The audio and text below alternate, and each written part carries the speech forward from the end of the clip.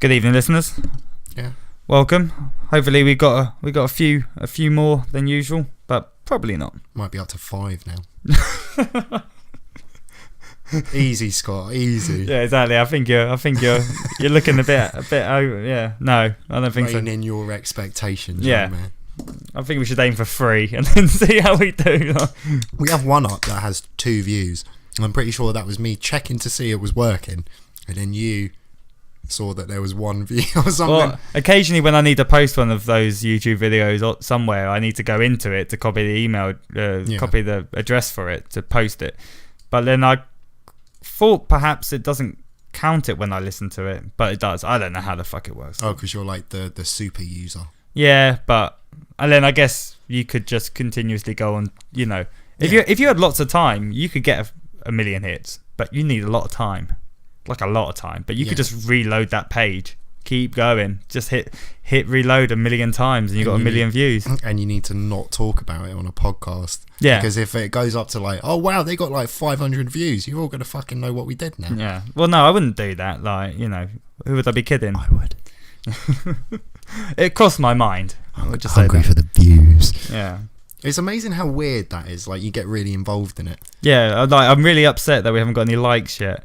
And then part of, you know, if anyone's out there, if you could just like one of my YouTube videos, because I want to know what happens. I want to know if it tells me when someone's liked it. Yeah, your mate Liam's weak. Yeah, exactly. I've got a like and even a comment, even if it's "this is shit." At least it's a comment or a dislike. You can put a thumbs up or a thumbs down. Why haven't we got any like YouTube wars going on underneath our videos? I think we should. I think you should have an option where you could not have thumbs. You could have like a finger instead. So you could, you know, like a middle finger. Middle finger up, or middle finger in the fanny. Like in the fanny's good, and then not in the fanny's giving you the finger telling you to fuck yourself. This is YouTube. You're not even allowed to see tits, and you want to give people the fuck this option. Yeah. Well, it's been a quite a exciting week for me, Scott. Oh, really? How so? Well, I will explain. So after last week's podcast, me and Scott were slightly intoxicated. We had a bit of fun afterwards. That sounds a bit gay. Okay. But there was no lube involved, ladies and gentlemen. I just want to, let you know that for a start. That's why I was so sore. So I hadn't smoked for 3 days before that as well. So I just got on my promotion at work. Smoked ganj or smoked any weed? Oh right, okay. I'd been 3 days without weed, and I just started my new job at work. You remember I told you about that last week? Yeah, you got a promotion. I got a promotion. Holla. Yeah, like fucking The Apprentice. So then what I went and did on Saturday is I went in and turned down the promotion, Scott. Really? Yeah. I got up with the most savage hangover. So you remember I was telling you about that boss of mine? Yeah. That absolute fucking cunt. Yeah. Well, it was only the next day when I was smoking a joint on the sofa. So for anyone who doesn't know, got this new job, got promoted, but the only drawback is that I had a manager who wasn't on the scene before had authority over me. And me and this guy, to put it nicely, we don't get on.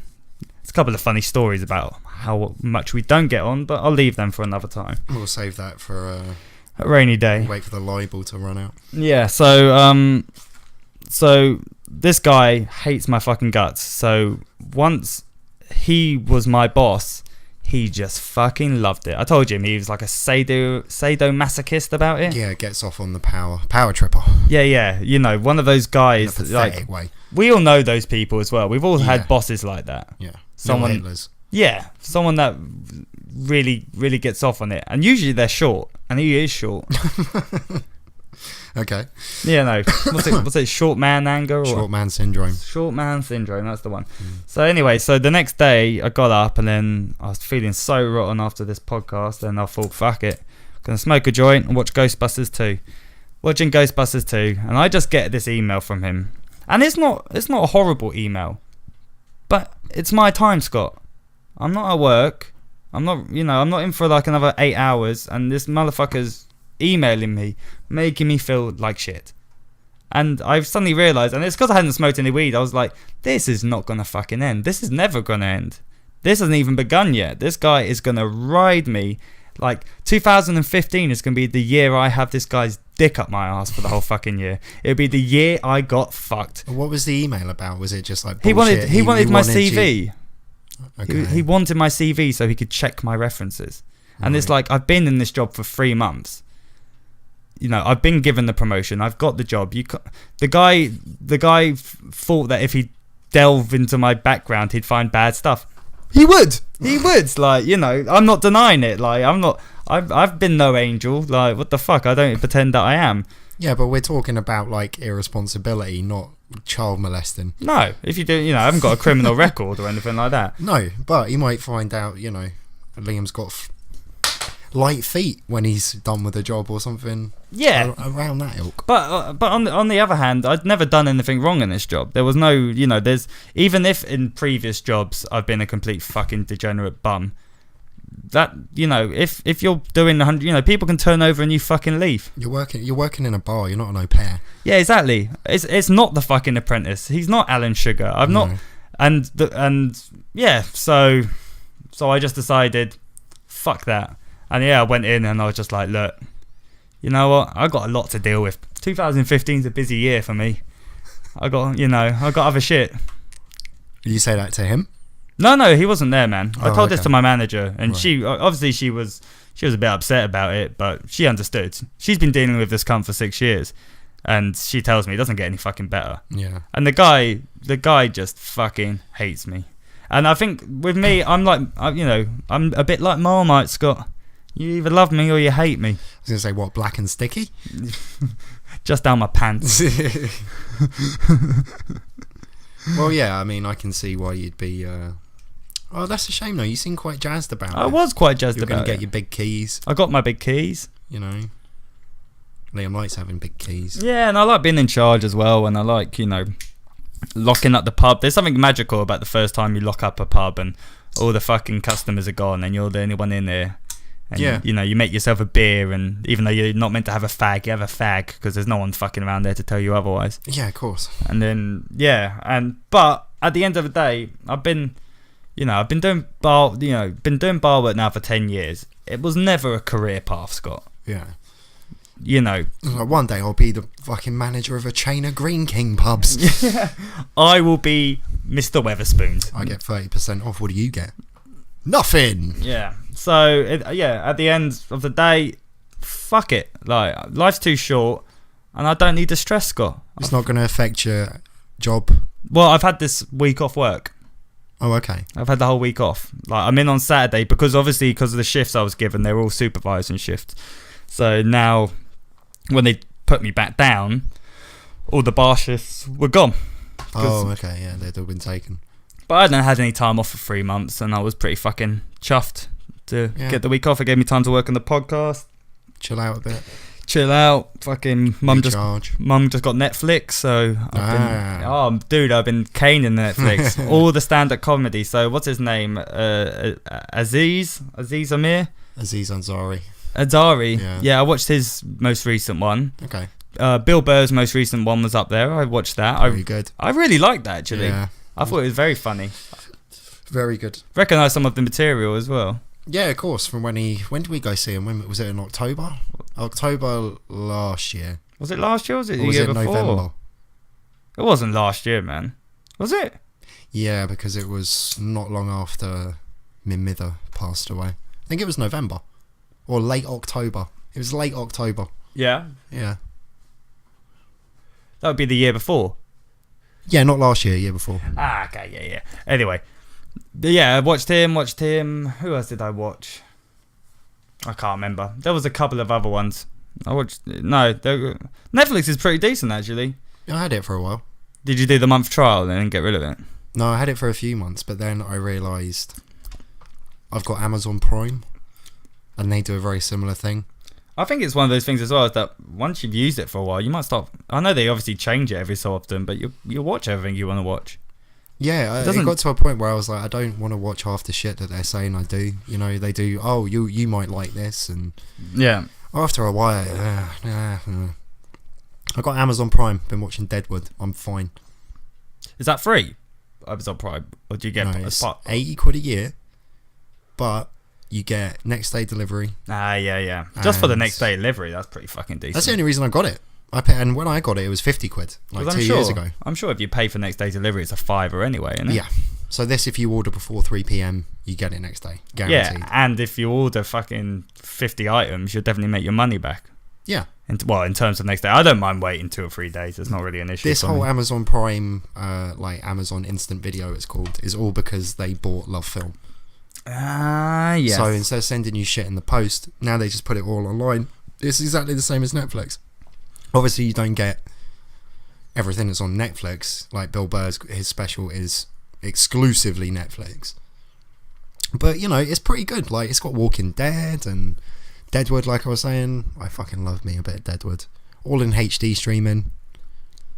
No, I do thoroughly fucking, you know, it's one of those things. It's like a new toy. I'm sure after a month or two, I get bored of it. You get lost in it and then you get bored. Yeah, but it's gone up as well, isn't it? Like £8 a month now? For what? Netflix. £8? Yeah. Yeah, well, still not, you know, when you consider... It was 5 when I had it. Well, my mum got it, and the way my mum said, because my mum loves her box sets, she said, I can't buy a box set for £8. No, you certainly can't. So, well, you know, she's watching the first season of Dexter. She says once she's watched that, she's made her £8, and she gets the first month free anyway. So she's gonna, see how it goes. No, I'm well on board. I think it's the way of the future. Fucking TV blows. I think eventually, they should just have everything. You know, there should just be everything online, and you pay your subscription, and then whenever you watch something, someone gets some royalty from it. There we go. Yeah, that would be a lot easier than, oh man, fucking TV just depresses me. Every time sometimes I'll just be bold and it'll be like, let me see what's on TV. I can tell you right now what's on TV.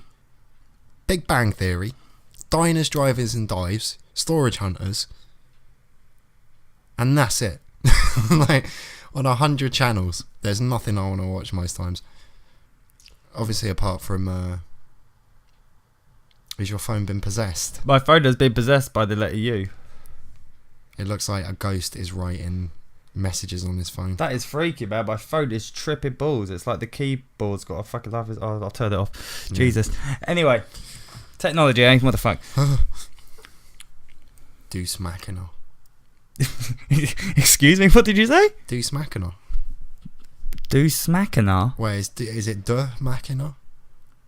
I have no idea what you're talking about. It's French, isn't it? For Ghost in the Machine? Oh, I don't know. Oui. Yeah. Stay strong, France. Yeah, exactly. Je suis Charlie, you cunt. Je detest Charlie. I'll just get that out there. Oh, really? Well, come on. I understand it's all upsetting and it's all, terrible that those people got shot and killed, but don't make money out of it as a result.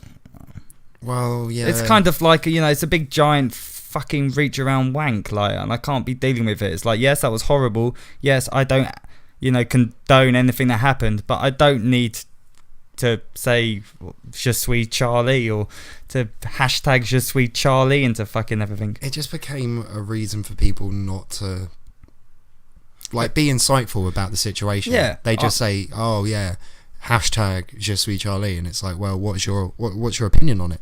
What? Yeah. What the hashtag says? I am Charlie. Who the fuck is Charlie? You're a naysayer, man. Come on, it was terrible what happened over there.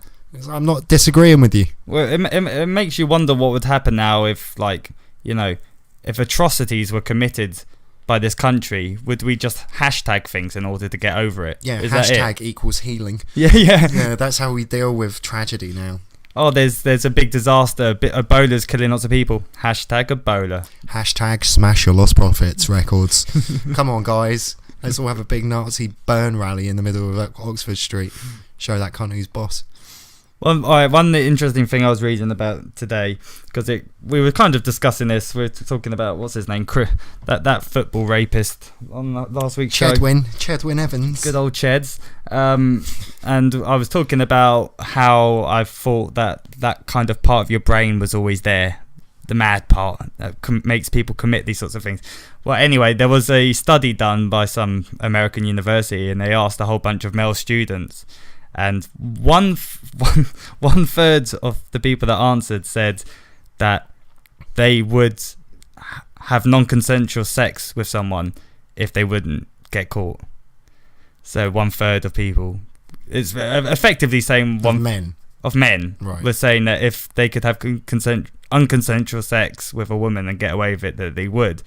But what was really interesting is then when they were asked, would you rape a woman if you could get away with it, only like 15% of men said yes, which is even still a bit That's sick. still quite high. Yeah, I'm sure those people, they're students, I'm sure they're not taking it seriously. Yeah. But was it like that L'Oreal advert where it's like, 13% of 12 people? Scott, you nailed it on the head. I scrolled down and it was 88 students were polled. And 15% of them will openly admit to, I'd rape someone. That means like 10. That's fucking crazy. Ugh. And 1/3 of them doesn't understand what that... If a Yeah, woman doesn't... non-consensual. Yeah, that's rape, you idiot. Yeah, non-consensual. I'll do anything. Non-consensual. I never wear a condom. No. Yeah. Well, no, I think, like, deep down, men, I mean, we all know what it's like. You can be the nicest, even priests.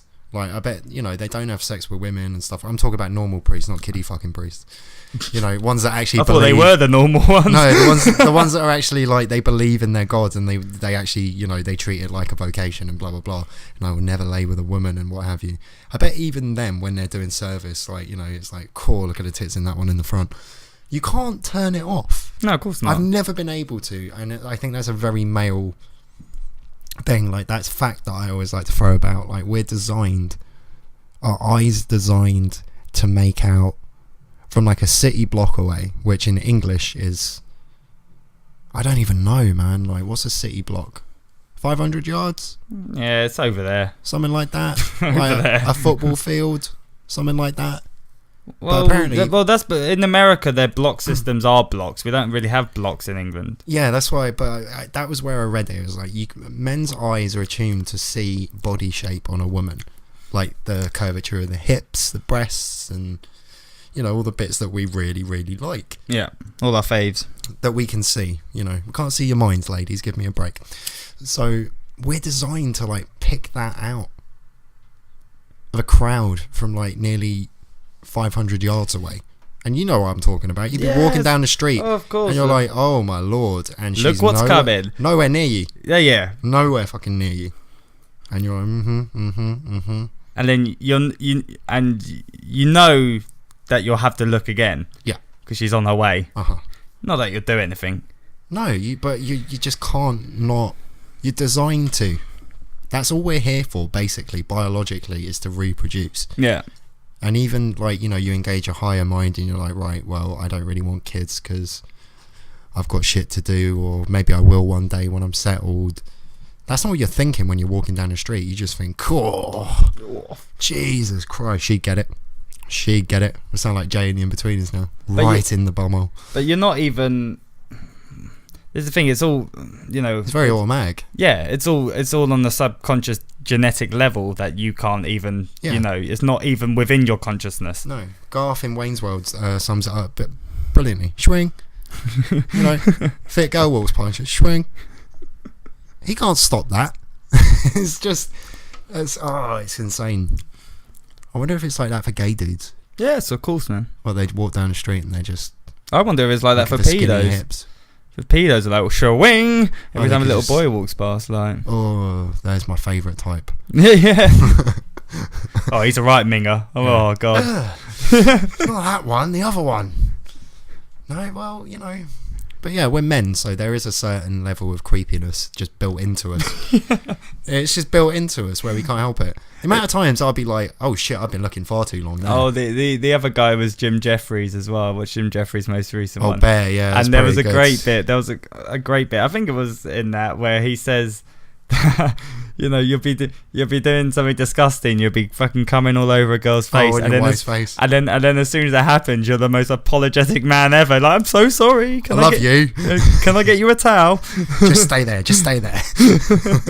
Yeah, it's true, man. It's like whenever I have a wank, I'll be having a wank and I'll be like, yeah, I'm really fucking horny, really horny. And then as soon as it finishes, my brain just resets. So everything that I was thinking before, like I was thinking, yeah, I'm gonna text this girl, I'm gonna go and see this girl, I'm gonna shag that girl, and then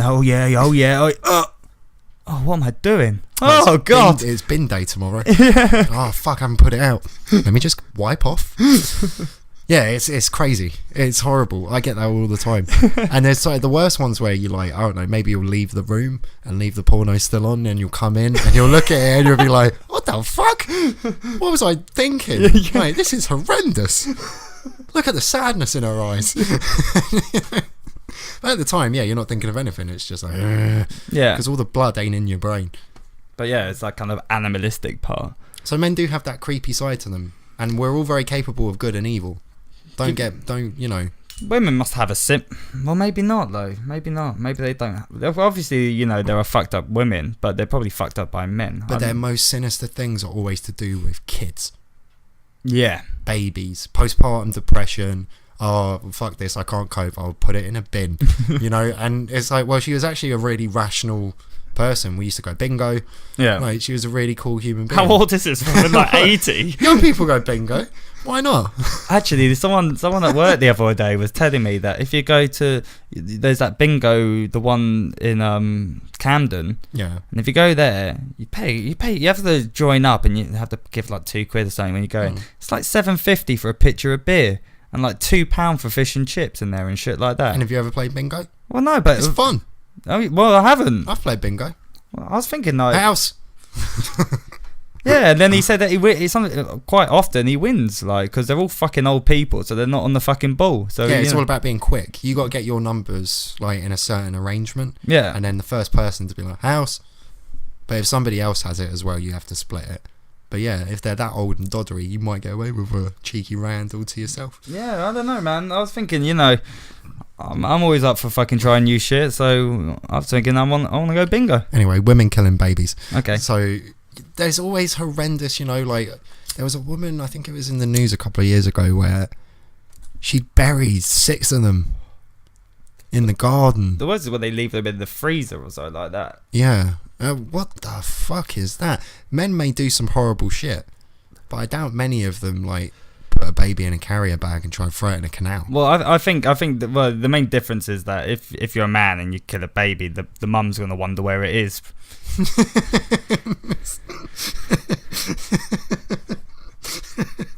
Probably.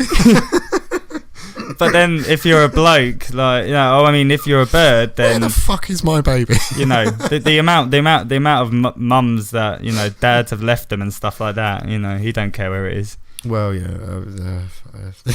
Jesus, Lord. Yeah. She's gonna, yeah. Where's your baby? I left him with you. No, you didn't. Yes, I fucking did. I put him in the bin, didn't I? Which bin? Not that bin. The soft bin. Jesus. Anyway. That was a good one. Oh, you got me in the ribs there. Yeah. Jesus, yeah. Well, we'll leave it on that, and we're going to go to a short break, guys. So thank you very much. Oh, do I get to pick a song again? No, it's not your turn. Oh. Cheers. The strongest of the strange. You don't see them often, for wherever the crowd is, they are not. These odd ones, not many, but from them come the few good paintings, the few good symphonies, the few good books and other works.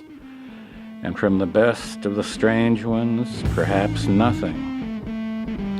They are their own paintings, their own books, their own music, their own work.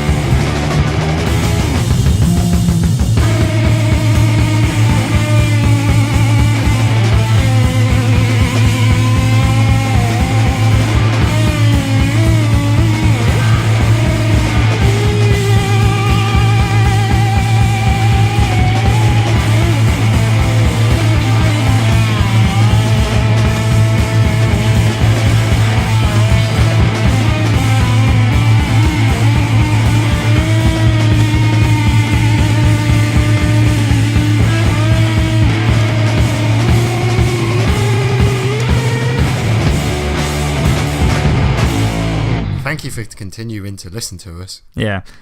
That was Fuzz. Oh, fuck. That was Fuzz we were just listening to, Scott. Fuzz. Yeah. Love it. Love it. Yeah. That song especially. Yeah.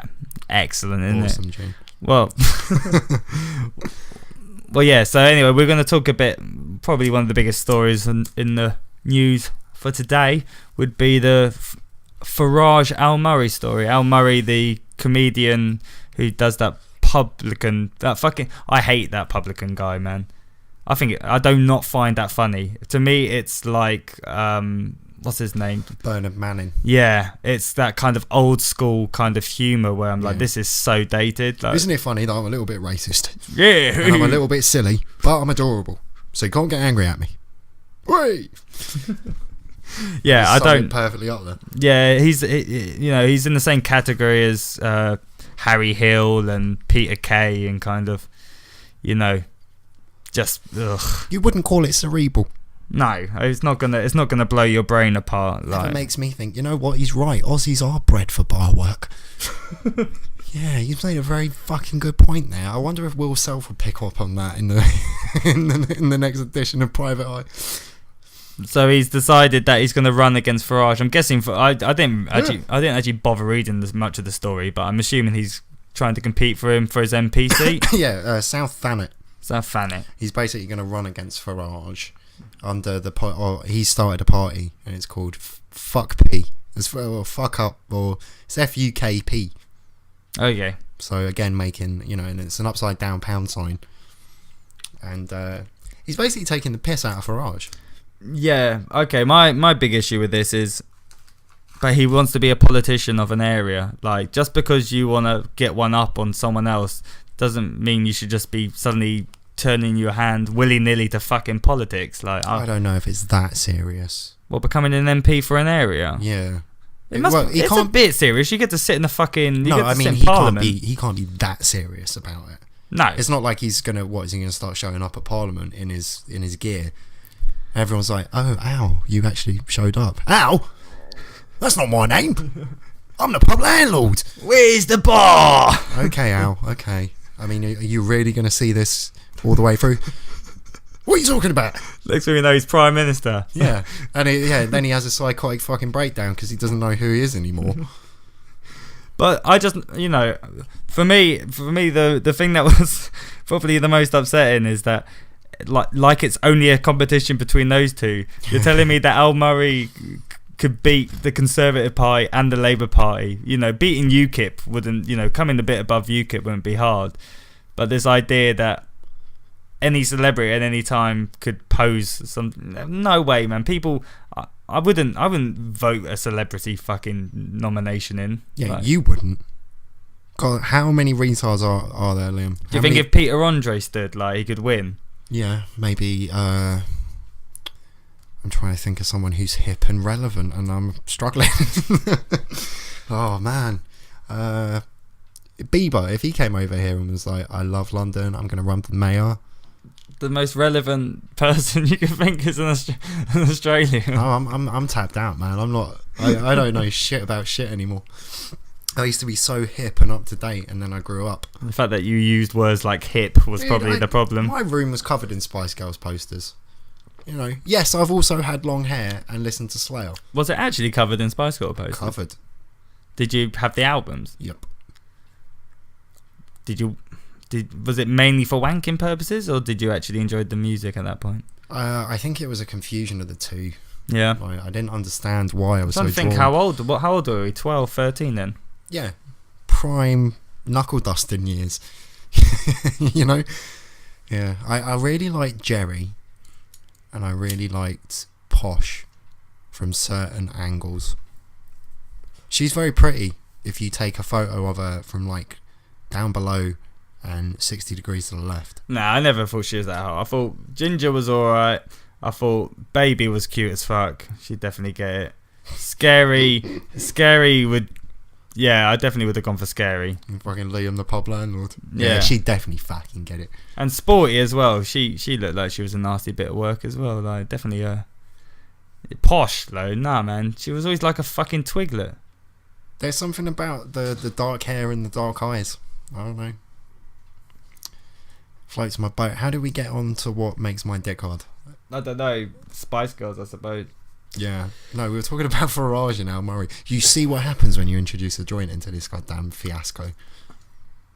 Well, I don't know. I didn't introduce it, Scott. We did what? So Farage and Al Murray. He had some funny points. I liked his, if he wins, it'll only be a 1p for a pint. No, it won't. How the fuck's he going to do that? So what? See, this is all a joke. All the pubs in his constituency are going to sell 1p for a pint and go out of business within a day, like. It's a joke. Oh, it's a joke. Yeah, but these are my party political. He knows he's not going to win a fucking election as the pub landlord. But then why is this a fucking... This is what upsets me, because like I said, I didn't probably read the story. Why is this a fucking story? Why is this the top story on BBC fucking News when there isn't even a story? Like, there is no story. This is just, once again, fucking social media bollocks. Like, what's trending and tweeting. And I hate that shit, man. When I go on BBC News and the top 5 stories, and 3 of them are about what's tweeting or trending a lot at the moment, and you go on Russian Times and it's about how many fucking innocent civilians have been blown up and killed, and how much fucked up shit's been happening in the world. And then sometimes people want a latte and not to read about that stuff. Yeah, well, they should deal with it. Like, UKIP, good on them, man. I wish Nigel Farage all the fucking luck in the world. I've always thought he's a pretty decent fella.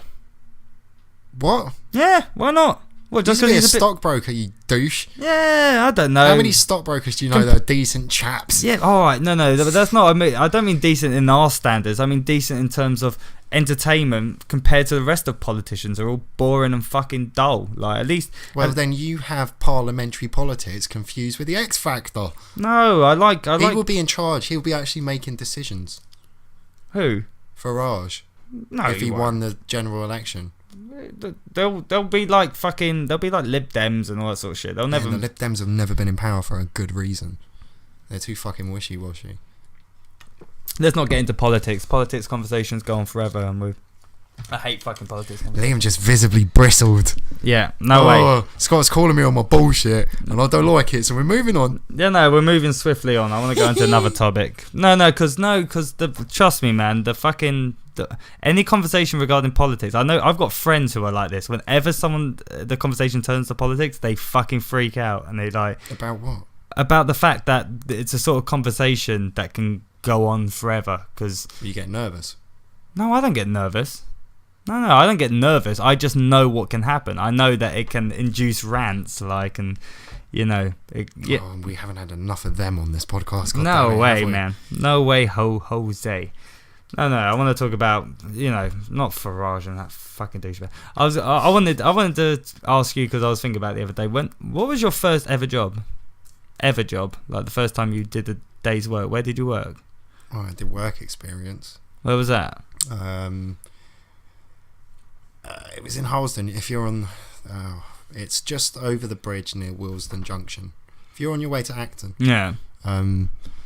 It was a kitchen furnishing, like a furniture shop. Oh, what about downstairs in the office? And my first real job was Iceland. Oh yeah, you worked at the Iceland down on the high street. Yeah, but that was later in my Iceland career. I started off in the one in East Acton. How was that? How do you remember your days of being at Iceland? It was tedious, and it was it pretty much set me up for the rest of my working life. It gave me a good idea about what it would be like. Yeah, you come in at this time. If you don't come in at this time, we'll be very cross with you. And then you get a break halfway through this monotony, and then you go home and get to do. I gotta say, when you're working smaller, I'd say it's a more menial job. Sorry for anyone that works at fucking Iceland. Pretty menial. But those sorts of jobs are a bit more like school. They're just kind of, no one really wants to be there. Yeah. Everyone's been getting into trouble all the time. Mm-hmm. There's no... Yeah, they're fun jobs. I remember because I was thinking about my first ever job, which was working as a trolley dolly on Southwest trains. That was my first ever paid work. Getting up at 5 o'clock in the morning to push a sandwich trolley down the train on the way to London. Hit people in their fucking elbows.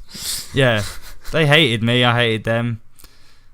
Yeah, it was fun. I'd imagine that's as fun as it sounds.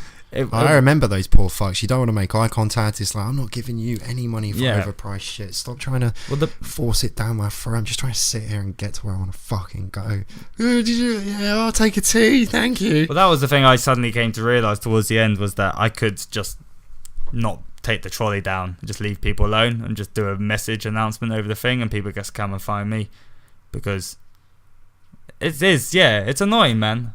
I hate it when I go into a place. You're practically a beggar. Even though you've got like crisps and shit, nobody's thanking you for charging them £2.50. Yeah, you got overpriced crisps and shit, so it's even more annoying because you're tempting people, and if you had them at reasonable prices, everyone would fucking love you. But there's also, my mum was like that. It's like, you know, on a long journey, she was a big coffee drinker, like to Scotland, 5-6 hours. You're like, a tea, coffee? Oh yeah, coffee would be cracking. £4. You know, and it'd be like filter shit, like Nescafe. Like, might have been sat there for like 4 hours.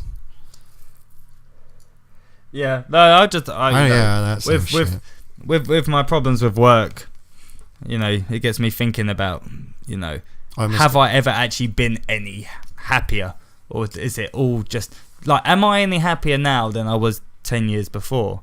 I'd say I probably am, but probably not at the same time. It's a different kind of happiness. But I haven't had any race rows at any of my jobs apart from Iceland. Race rows? It wasn't even a race row. It was just like, someone was very racist towards me, so I gave it back them. What did they say to you? I was putting stuff on the shelf, and then I just heard white boy. White boy. And obviously I'm not expecting it to be you they're talking to. Yeah, I'm busy. I'm like beavering away, putting pasta packets at the bottom and in the back of shelves. And then I felt a nudge, like someone had kicked me. You know, like the back of my foot. Oi, white boy, I'm talking to you. And I turned around. And I just stood up. And was it a customer? Yeah, a lady, a black lady. All I remember is fingernails. Anyway. Yeah, white boy. And I stood up and turned around and went, yeah. And she went, where the rice? Where the rice? Because I didn't answer her straight away. And she was obviously confused. A bit taken aback, I would think. Yeah, I was a little bit. Come on. I think my face portrayed shock. Yeah. Right? And nice to meet you. Yeah, and then she started speaking to me like, you know, is there someone that looks after you? And I lost my shit, and I was like, don't fucking talk to me like that, you arrogant, rude bitch. Black girl, aisle 3. Like, and just threw it back at her. And then that's all my manager heard when he came round, was me. Like, so he grabbed me, and then she started kicking up a fuss in a Harlesden style. That's, you know. And I went backstage. I went through, you know, the doors that nobody else is allowed through. In the supermarket, the big double ones, into which the lead to what? More munch, I'm guessing. Yeah, all the stuff that doesn't look as pretty because it's not on shelves. Yeah, you know. And I think I had a cigarette or two and calmed down and went back to stocking shelves. Never saw her again. Oh really? Oh, I thought you two would have kept in touch. You know, exchange Twitter accounts. Well, I kept looking over my shoulder for a few weeks. I was like, she's coming back for me. She didn't look like she wasn't a rational person.